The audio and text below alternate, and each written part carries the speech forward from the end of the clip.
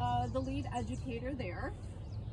However, for a brief season, I did do a little bit of work here at Sterling, doing some education programs as well many years ago when I worked for the Explorer Guide program. So I've been working for the DNR for about 9 years now altogether, and I've been at the Outdoor Adventure Center for 6 years since we opened, really. But I've been birding for longer than that, and just to give you a little bit of an idea of my background, I'm a graduate of U of M Dearborn.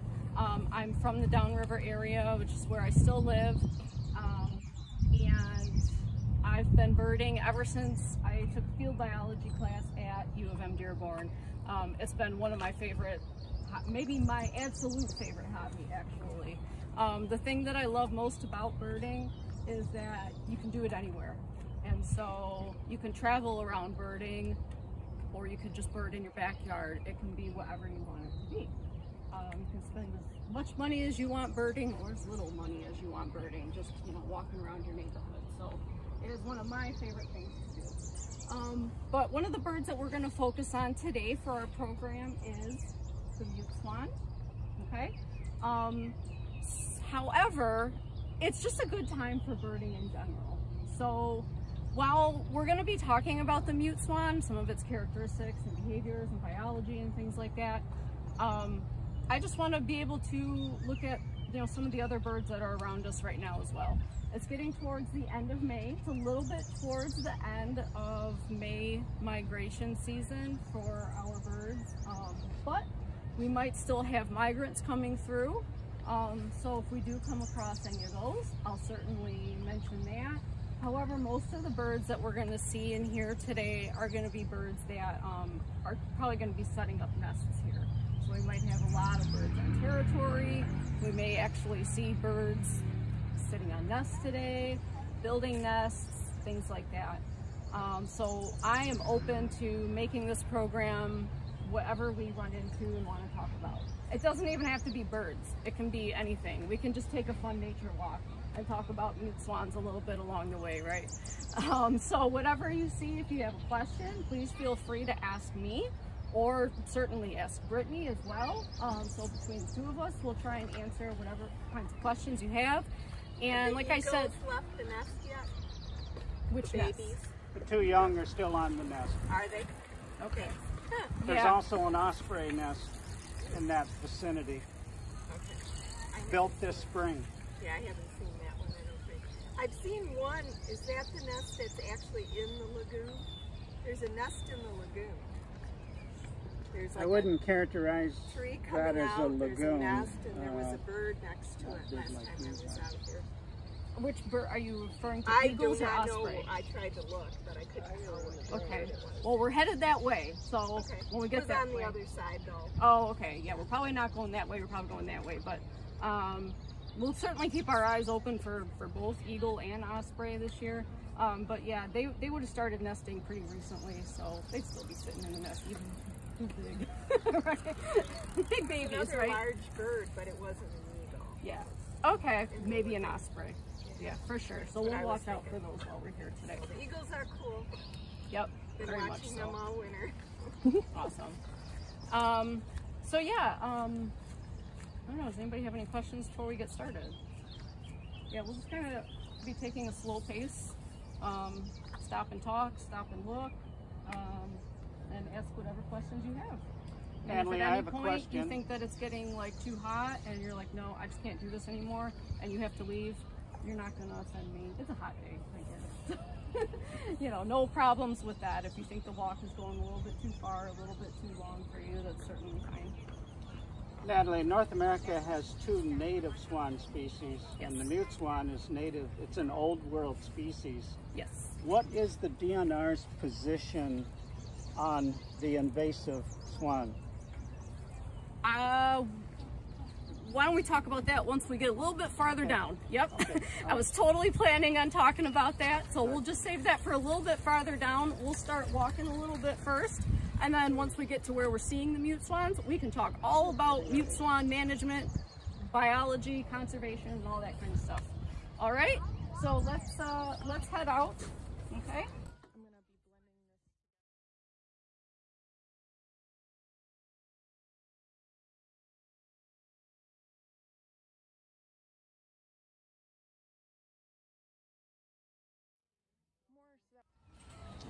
One of them is the larger of the two species, which is up there on top. And can anyone tell us what kind of bird that is?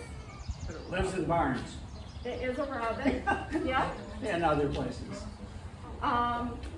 It is a robin. I'm sorry. I thought you were talking about the... Yep. So that's the robin, American robin, which is Michigan state bird, and a lot of robins are sitting on nests these days. So maybe some of you have even seen baby robins. Have anybody seen them yet this year? I've seen eggshells of baby robins. Oh, what color were they? You got it. Yep, we might even see some of those today later on the card. Let me know if you see any. So robins do certainly nest pretty early compared to some of the other birds that we have around here in Michigan. That poor bird, I don't know what she was thinking at that location. It looks really hot up there. So notice how she has her beak open. That's a cooling mechanism that birds have. So birds don't sweat like we do. I'm sweating, I know I am. I'm thinking everybody else here is probably sweating a little bit too. And that's our way to cool our bodies down. And you can kind of get an appreciation for that with the breeze right now, right? As the breeze comes by us, it kind of causes your sweat to evaporate and it cools you down. Birds don't have sweat glands, so they have to do something different. And so they kind of open their beaks, and you might see them pulsing sometimes. My chickens do this. I have chickens. They do the same thing. And so when you see a bird doing that, it tells you, yeah, it's pretty hot out there, you know. But anyways, they're pretty capable of tolerating the heat, so I'm not too worried about her. So that's our one species, and then our other species is that one right there. So interestingly, this one has the same colored chest as the robin, but is much smaller. And what do you notice that's a little bit different about the materials that the nest is made of? Mud, right? Robin's nests certainly have mud in them, but they're going to have a lot more grasses and things like that lining it, maybe some leaves yet. This bird is only using mud and maybe a little bit of grass to put that nest together. And basically their nest is like ends up being like a half circle that's like shoved into the wall there. Of course, they build it gradually from the edge of the wall. But anyways, does anybody know the name of that bird? Anybody know that one? Is that a bridge swallow? Or? You're close. Think of another structure that starts with a B. Barn swallow? Barn swallow, yes. So now we've had an opportunity to actually see the barn swallow up close. And I'm going to point some out that are going to be flying around out here. They're all over the place. I actually just found out something really interesting the other day. There's four birds in the world that have like worldwide distributions that are like in the billions of their numbers. Barn swallows are one of them. They're actually one of the most common bird species in the world. Okay, so I do want to just show you guys a picture of the barn swallow in my field guide here. So you see what it looks like sitting in the nest. Oh, is there a baby up there? Oh, I see another beak. You're right.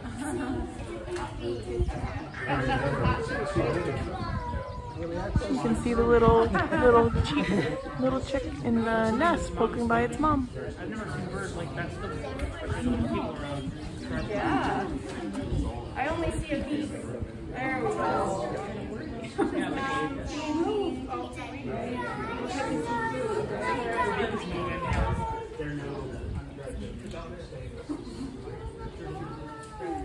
So here's our barn swallow at night.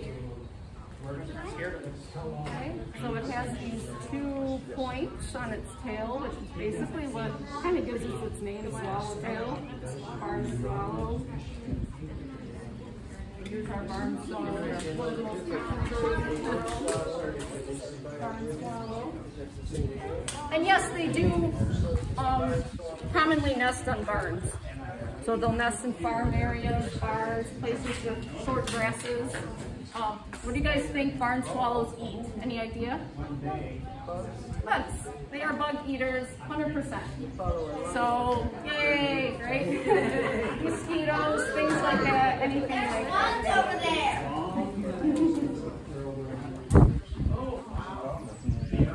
So when we get out from the pavilion, we'll point out some barn swallows that are flying around with their mouths open, eating bugs basically. So let's take a few steps this way, and some of their habitat, their biology, and things like that. The species that we're focusing on a little bit is called the mute swan, and it does have that name because, what do you think? Does it honk? They're pretty quiet. Yeah, they're not completely mute, but compared to its local native counterparts like trumpeter swan and tundra swan, they're pretty darn quiet. And they are what we call a non-native species, and they are also invasive. So not every species that's non-native is necessarily invasive. Really only like 1/1000th. So really a very small fraction of the amount of non-native species that are introduced somewhere, whether it's on purpose or by accident, ever really become invasive at all. So they usually have a very specific set of characteristics if they become invasive. So I have a question. Yep. Do the swans come back to the same place every year to nest? I would think they probably come to the same area, same general area. So you have a pair of swans in one area one year, and they're probably the same pair. And the babies, would they come back to the same place? I'm not really sure about that. They probably would not go far. Mute swans that live here at least don't really migrate. So they probably would be in the same general area. So I'm going to bring around a picture again though of our swan species that we have living here at different times of year. Were they all on the same page? What is the definition really then of invasive? What constitutes invasive? Well, hang on one second and we'll get to that. I want to show just a picture of, okay, so in the pictures that I'm going to bring around, you'll see two different species of swan. One of them is our mute swan, one of them is our tundra swan. So the way that you'll pick out the mute swan is you'll look at the one with the orange bill, okay? Orange bill with a big black knob on top. So I'm going to come around and show you that. And you can compare that picture with the similar tundra swan that has a black bill. Black bill intends to not curve its neck so much. So here's our mute, here's our tundra. Yep, probably have these. Yep. Just one pair. So here's our mute, here's our tundra. My out-of-date eaters surprised. So Brittany was just telling you the differences between, you know, what's non-native versus what's invasive. And mute swans are definitely invasive in the Great Lakes region. They're actually invasive in all the United States and all of North America. Anywhere where they're found here, they are invasive. They're from Europe, they're from Asia, so their native range is there. And they were brought over here on purpose. Why do you think they were brought over here? Decorative? Yeah, decorating like formal ponds and stuff. They're beautiful, right? They have those, they kind of like put their wings up like this, and kind of it helps them to sail a little bit, helps them to direct themselves as they're swimming, use the wind a little bit, kind of gives them that fluffed up look, and they have that beautiful S curve to their necks. They're beautiful birds, right? Destructive, but they're beautiful. So they were brought over here, I believe in the 1800s to North America, and they've been in Michigan like the early 1900s is when they've been, when they were first, I don't know if they were brought to Michigan or spread to Michigan, that I don't know. but they were certainly brought over here from Europe and Asia. So we had a question, what's being done, if anything, to control them? And the answer is that there are control methods being done across the United States. So I looked up some numbers for you, and at about the peak of mute swan numbers in Michigan, which was I think about like 10 years ago or so, there were like over 15,000 of them. Okay. And Michigan DNR recognizes that they're an invasive species to marshes and wetlands. So to this kind of habitat that you see here. And in order to maintain healthy habitats for native waterfowl, which would be any of our native ducks or native swan species, we do have a couple, or really anything else that uses wetlands as a habitat. In order to maintain those as being healthy, mute swans have to be controlled because they are just very aggressive and they're very destructive. They eat a ton of food. They pull up vegetation and they damage vegetation. They are aggressive. Anybody ever seen videos of them attacking kayakers? So if you kayak and you know that there's a mute swan nest nearby, I will give you some advice. Don't see how close you can get to it. Okay? Do not see how close you can get to the babies. They might be cute, but do not get close to them because of course mom and dad are nearby and they have been known to attack people. And they do the same things to other birds that are out there. So they attack them as well if they get too close to their nests. So that was a roundabout way of getting to the question, which was, you know, what's being done to control them. And Michigan DNR does control their numbers on state lands. So I can tell you for sure that the Michigan DNR does control mute swan numbers in state game areas. State game areas are managed for healthy native waterfowl, mainly for hunting waterfowl, having good numbers for hunting, but also any kind of native birds that are there. Just maintaining a healthy wetland habitat. And so the DNR does do calls. So they might go out on boats and use guns to control mute swans. Shotguns, you know, out in the marsh. So that's one control method of actually removing adult birds. But there is also some other ways that you can control mute swan numbers. Any idea what those might be? Take the eggs. Yep. So removing eggs. I read that one thing that's actually recommended for egg control though is not to just remove them, because if you just remove the eggs, they'll try and just nest again. They'll replace those lost eggs. So I read that you would like coat them in corn oil, and that probably like keeps the egg from hatching, I would think. But you can also shake the eggs, put them back, because if you remove them, then they'll replace them with new eggs.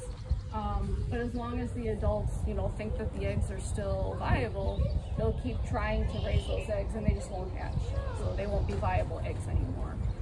So that's a couple different control methods. Also, like if if it was known that a mute swan was building a nest somewhere or a pair was building a nest, that nest might just be removed, you know, before there's any eggs at all.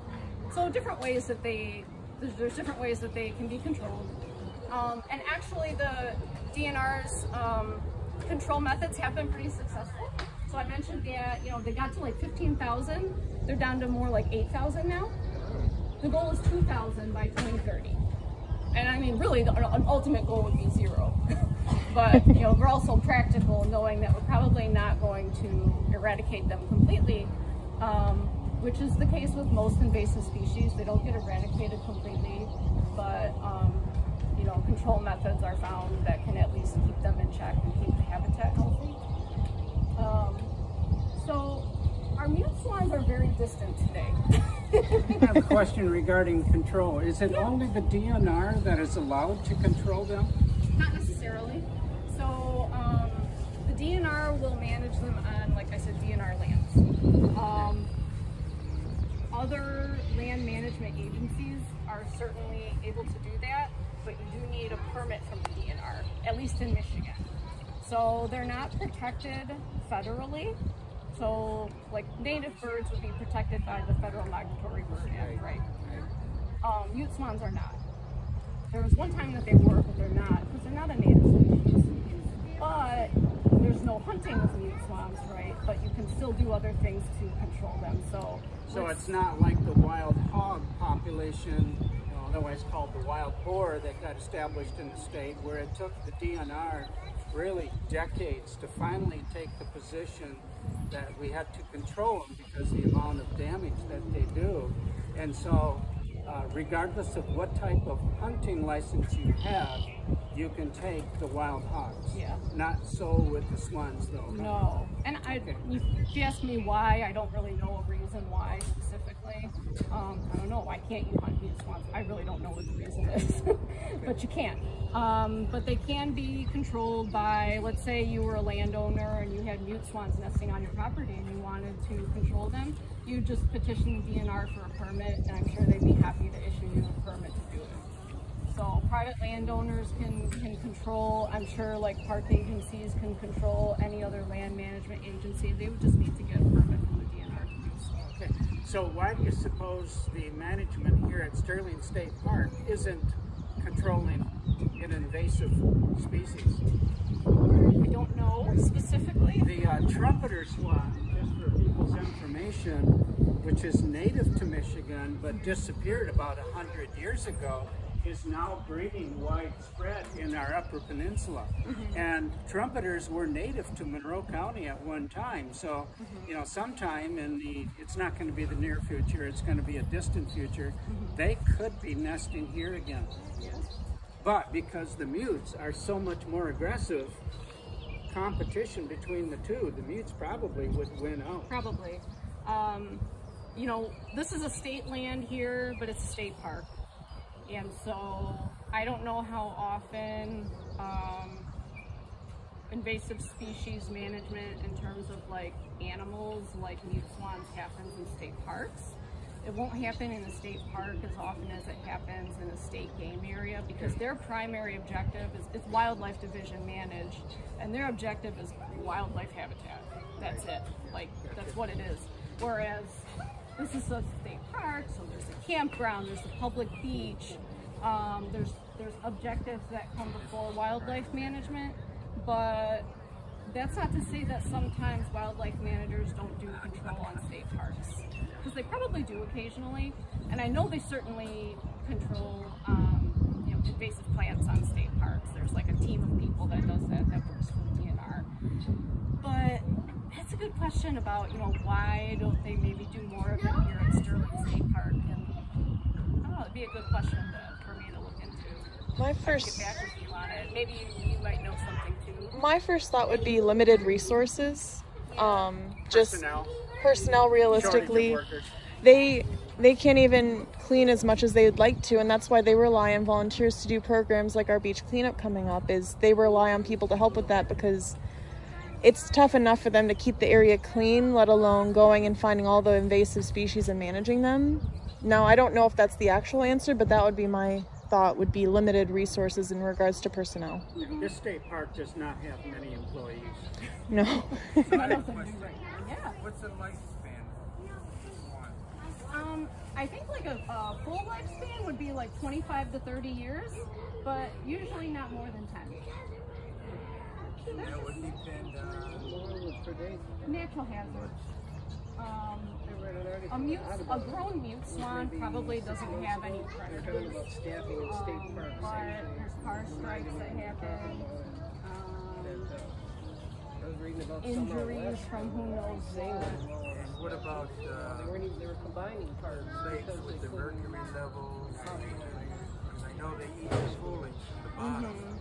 Yeah, I know that they can definitely suffer from poison issues. I think it's more lead issues historically than mercury for swans in particular, like from fishing things and you know, formerly when lead was used for hunting, which I don't think it is anymore, at least for duck hunting, waterfowl. So as fresh water is moving, they're more apt to have a longer lifespan rather than the inland lake. What was the question? Well, like fresh water, let's say the Detroit River going through, they're more apt to live a little longer because of less pollution that they may get versus an inland lake that can't get rid of it. Maybe? I'm not sure. Yeah. I don't know. No, it's just a rhetorical question, I guess. Yeah, I'm not sure. It's a thought, it's an idea. I don't know if anybody has compared that. Is swans fresh water or salt water? Both. Yep. My first thought in regards to the river versus a lake would be, when you have stagnant water, typically you'll find more food resources, so that may not necessarily be the case. River water may sometimes be cleaner, but because it reaches more areas, it has a higher chance of picking up more pollution versus a lake. Because it's stagnant, there's only so many areas that touch it. Now, it's in a watershed, yes, it'll spread to it, but the reality is they'll have more food resources, which is why you're probably more likely to find more nesting mute swans on a lake such as this versus a river. And Because, what would be the food source? Aquatic plants. Just aquatic. Yep, that are growing underneath. So if the you surface threw of the pellets water. out to feed a swan or bread or something to that effect, They might. they would eat that. They might. Yeah. I mean, they're also really adaptive, so that's one of the qualities that makes it invasive, is that they can adapt to changes in their environment. They can adapt to different kinds of habitats and different foods too. So if you toss bread out in a park, you might get mute swans eating it. might be the one species you should feed some bread to. So do they find actual liquid water or can they live on ice? They would need liquid water. Yep. So mute swans do stay in the region all year. You just had a question about liquid water versus ice. They do stay in the region all year, but once the ponds freeze up, they'll move to places where there's open water. Yeah. They're not migrating away from here. They're just kind of moving over to, you know, where there's you know, more open water. So they might move out more in Lake Erie or the Detroit River versus. Do they need land? I don't know if they need it, but typically, like, their habitat would have land nearby. You gotta build it. Yeah, you know, might be like on the edge of a pond. But I mean, they, as far as I know, they probably find everything they need in the water. Except the water, right? So they don't need to rest on land. They sleep on the water. Like eagles, which is, you can correct me if I'm wrong, illegal to own an eagle feather. Do you own feathers of a swan? A mute swan, you probably could, but not the other species. So not any like native species, you're technically not allowed to own their feathers. If you pick up like a blue jay feather on the ground, nobody's gonna come knocking on your door, right? Those thoughts go through our mind. Is this illegal? Technically it is, you know, but nobody's gonna like, you know, come and put you in jail for having a blue jay feather at your house, you know.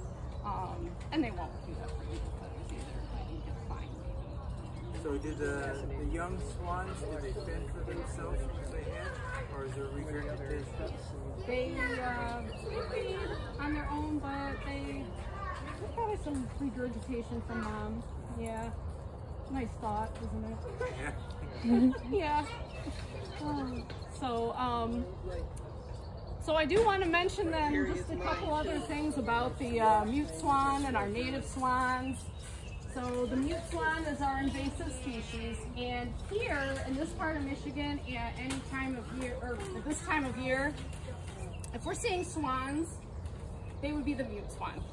But if you came around here in the winter time, you could see that other species that I showed you in the book, which is the tundra swan. They'll spend winters on Lake Erie and the lower Detroit River. They also go into farm fields in the winter, but since their name is tundra swan, where do you think they nest? I heard it over there, in the tundra, yes. So they're way up north now. So you would not see a tundra swan here in the summer. So by process of elimination, if I'm looking out on this marsh here and I see big white birds and they're not egrets, they're mute swans. Maybe someday it'll be trumpeter swans. So the trumpeter swan is the other native species that you can see here in Michigan. I know that they do nest on the west side of Michigan. West side, like southern west side of Michigan. But for whatever reason, just haven't really made their way over here yet. Hopefully yet, like they will in the future. And they're just as big as mute swans. They got big, huge black bills. So maybe sometime in the future, if we don't have mute swans here, we'll have trumpeter swans nesting here. It would certainly be a similar habitat. And if you think of their name, trumpeter, what do you think they sound like? Trumpets. Yeah, they have a very like trumpet-like call. Our barn swallows are flying around in the pavilion right now. It's kind of cool. So going back to the barn swallows real quick, there's a couple of them taken off there. So anyways, we're going to point those out in slide. But yeah, so does anybody have any more questions about trumpeter swans, tundra swans, mute swans? I just want to point something out. By the 1930s, there were less than 100 trumpeter swans left in North America. Today, there are satellite breeding populations all over the Upper Peninsula. And I don't know, haven't heard anything about nesting in the northern part of the Lower Peninsula, but I think just a matter of time. This is the first time that I've heard a DNR person say that they're nesting in the southern part, western side of our Lower Peninsula. That's good news. Yeah. I know just one place in particular, I know they nest at the Wolf Lake fish hatchery area. So like the fish ponds in there have nesting trumpeter swans. Probably some other places around there too. I think that like the grounds of the Kalamazoo Nature Center, which is right nearby there, I think they have them too. So I would imagine there's probably some in the northern lower, but that I don't know for sure. I just know specifically Wolf Lake has them. So and I take it they pair together for life? They do. Yeah, they are thought to pair for life unless something happens to one of the swans, and then they will find a new mate. But yeah, they do tend to do that apparently. Yep. When it comes to invasive bird species, I think you can count the number on just one hand. There's our mute swan, there's the English sparrow, and there's, what's the third one? Starlings. Starlings.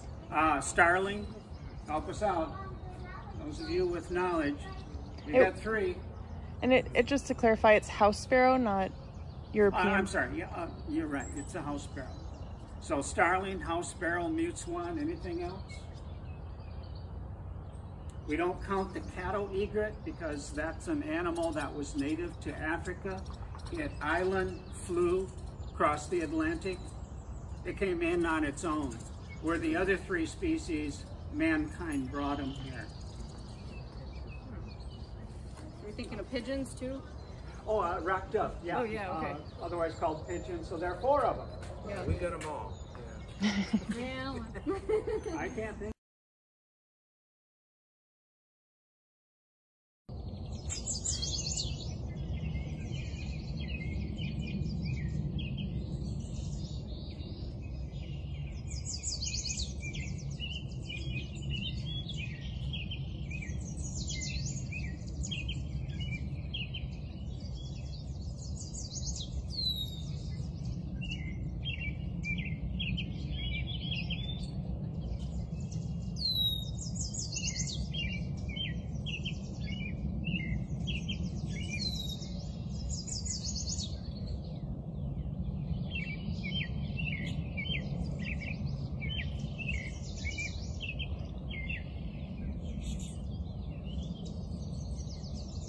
Mine is on the knob here.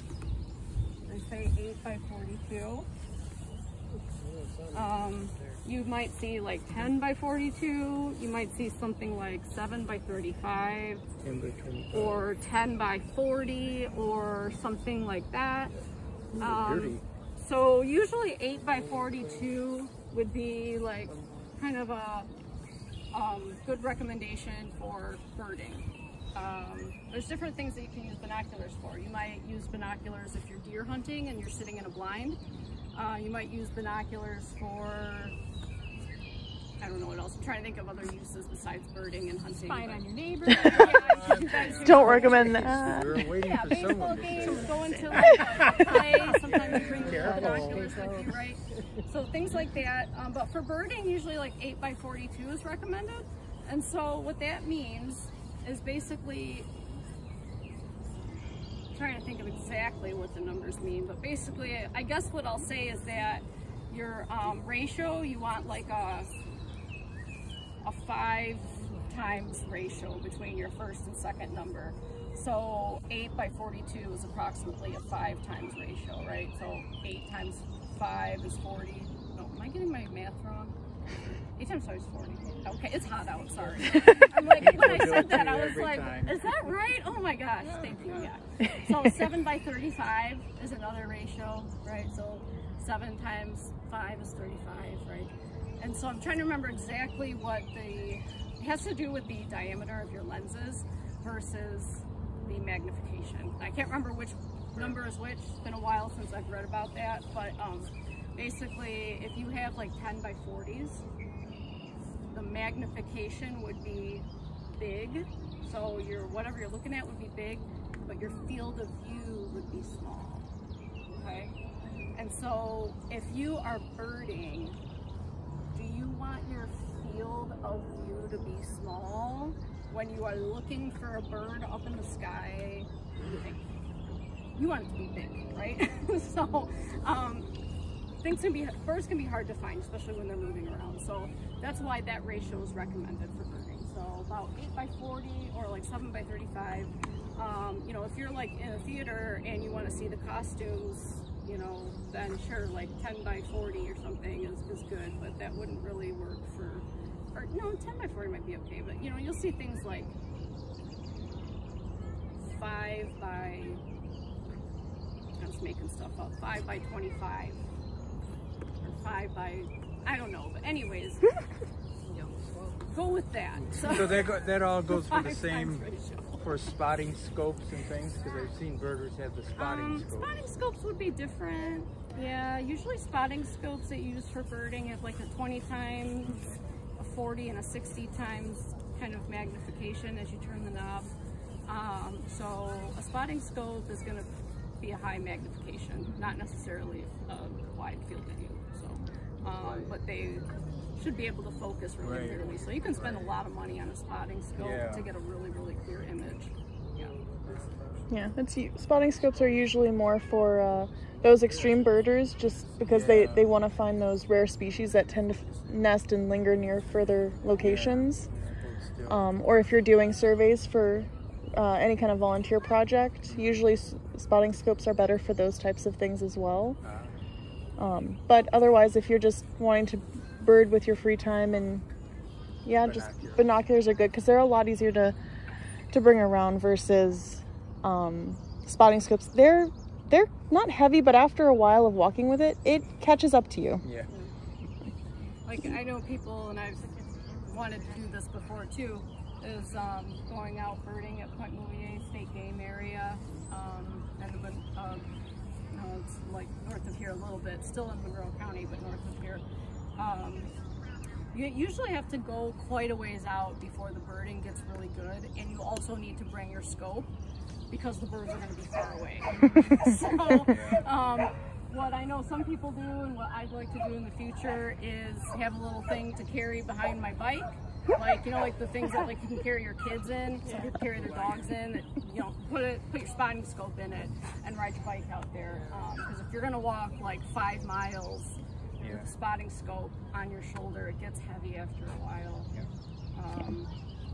But with some types of birding, a spotting scope is almost necessary. But if you're just walking a trail at the park, binoculars, you know, 8x40s, 7x35s is basically what you would want. Herons and egrets is cranes. Just two different kinds of birds that happen to be you know, kind of similar habits, similar habitat. So you are probably often seeing great blue herons too. Okay. And they are herons, not cranes. Can herons be white or no? Are they gray? They can be rarely. I'm using the white ones that I think are cranes. So probably egrets. Yeah, probably egrets is what we would have here. Or herons down maybe. South. It looks more like a heron. Okay, yeah. So if you go down south in like Florida, you can have white herons, white blue herons. But what you are probably seeing more, if it's not white, is that. It's a great blue heron. Yep. And so great herons and egrets, when they fly, they tuck their necks in. Whereas if a crane is in flight, its neck is out, kind of like a gooseneck. Look at its neck. Yep. You have a bird book yet? No. Get one. Yeah. You'll be good for a lifetime. Totally, absolutely. I live in Toledo. In habitats just like this. Usually it's somewhere where there's water nearby and kind of like medium growth shrubs and maybe some trees here and there. So if you look around, that's kind of like this right here, right? And so there's lots of yellow warblers around us. You can see them flying around, and we can also hear them. So when they sing, it sounds like they're saying, sweet, sweet, sweet, a little more sweet. There's one. Yep. Sweet, sweet, sweet, a little more sweet. And so once you tune in on that, you hear them all over the place. But usually their nests will be in a shrub, maybe about this high off the ground. And I actually know where there is one right over here. So, if you stand, Oh, there it is. she's going to go to the nest. Let's just watch her for a Put it on a show for us. She's going to go to it. I know it. Okay, she didn't do it yet. It's actually just left of where she is right now. She's probably still building the nest. And there she goes. It's the yellow warbler. So she is making the nest Oh, I see. right now. And I think I found that yesterday. I was here yesterday doing a little bit of scouting. There we go. She kind of plopped in. I saw her fly right to it. And so I kind of knew to look there. Oh, that's serendipity. And she's kind of sitting in it right now.